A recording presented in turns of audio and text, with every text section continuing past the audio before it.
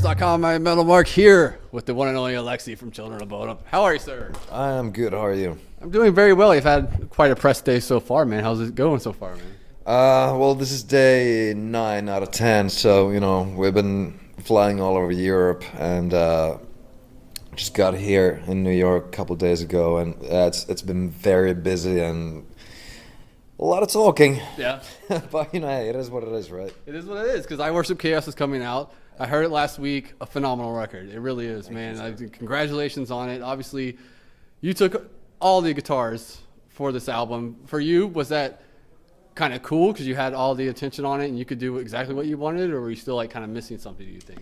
Well, I mean, it actually ended up being pretty cool, Yeah. The thing is that, I mean, the only difference really is that I ended up working double shift, because other than that, it wasn't really that different, because I mean, I already had written all the riffs beforehand anyway, so I knew what was going on, so I didn't really have to like go out of my way and learn that much new stuff.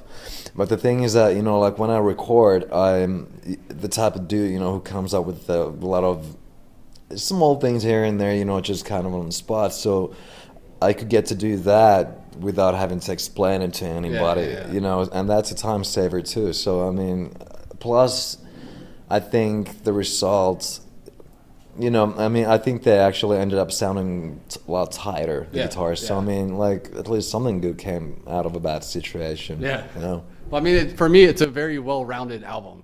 It's very, like, you have everything you've ever loved about Children of Bodom. You have some nuances, vocally and guitar-wise. And for me, from start to finish, you can listen to it, which is very rare nowadays because everybody, they listen to singles now. They don't really care about listening to full albums. Yeah, I know, yeah. But, like, the last two tracks for me blow my fucking mind. Like, they are, like, for you, do you have personal favorite tracks right now, or is it still, like, changing day by day when you listen to them?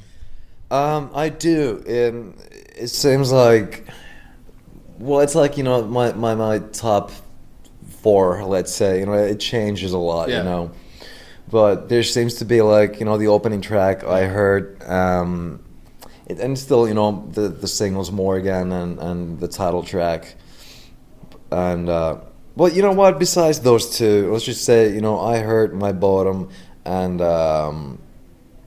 probably the last two tracks, really.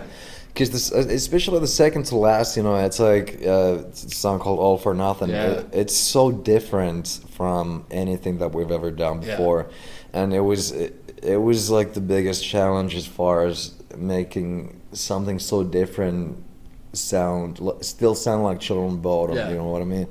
But I think it turned out great actually, and that song has a very cool vibe in it, It's something like, which is like really different, especially the outro of the song. We wanted to keep it old school, and when I say old school, we wanted to have like this whole sort of a Pink Floyd, Led Zeppelin thing going on, where like I told the drummer, because this was also the first fade out in the history of the band. Yeah. And I never got that. Okay, man. wow. I wondered, Yeah. So, well, I told the drummer that, okay, you know what, dude? Go crazy. Do whatever feels, you want to do, just fucking do it. Go crazy, man. And he, so he would just keep the beat and, did what it did. And then basically the idea was that, me and Jan, the keyboard player, we would just go and have this conversation, between, and also, most of that, well, actually all of it was just kind of winging it, And that's why it does have that Pink Floyd-ish kind of a vibe going on, and I think it's cool as shit. No, I thought like I paused it and I had to rewind it just to hear the outro again because I was just like, there's so much going on that it's like it's just beautiful though, and like the fade out, I was like, I kind of wanted it to keep going, but like Yeah, I know. I mean, when I was recording, I was having so much fun, dude. That I was like. Because the guy's like, okay, well, we're going on 6 minutes and something. Like, can I please do a couple more? It's like, dude, you've never gone over like 4.5. Okay, maybe 5, but like that also another first for COB to have a 6-minute song. So yeah. Yeah, I mean, it's cool because you did try some new things, but it still has that sound. I mean, for you, still, I mean, being the ninth album, what in your mind is that signature sound that people are looking for, that you know when you're writing the album that they're wanting to hear? I think, well, there's, obviously the, guitars and the keyboards, only because, they have certain like 80s kind of vibe that we always did, even though it's, extreme metal, some call it death metal, some call it thrash metal. Personally, don't give a fuck. It's metal, But I'm just saying that, we do have a kind of a special sound, in the extreme metal scene, because the way I play riffs, and some of the riffs are very 80s orientated, and the keyboards, I mean, obviously, like half of them could be straight from a disco song, True. So but it works, which is the crazy part. It part. does work, man. That's the crazy exactly. part. Yeah, when you mix that up with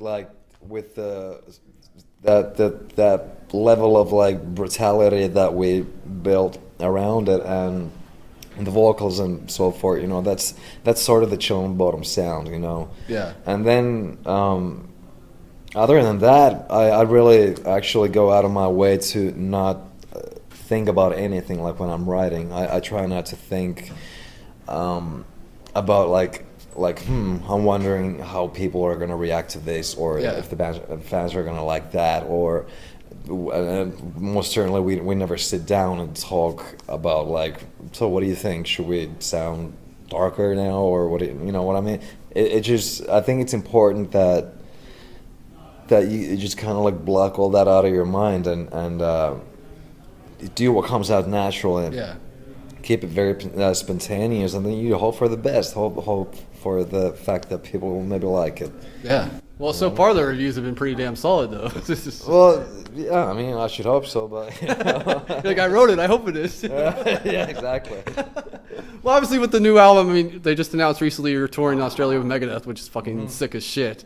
So for us greeting United States fans, we're like, hey, what about us? So is it still like early next year is what you're shooting for? Yeah. That's definitely.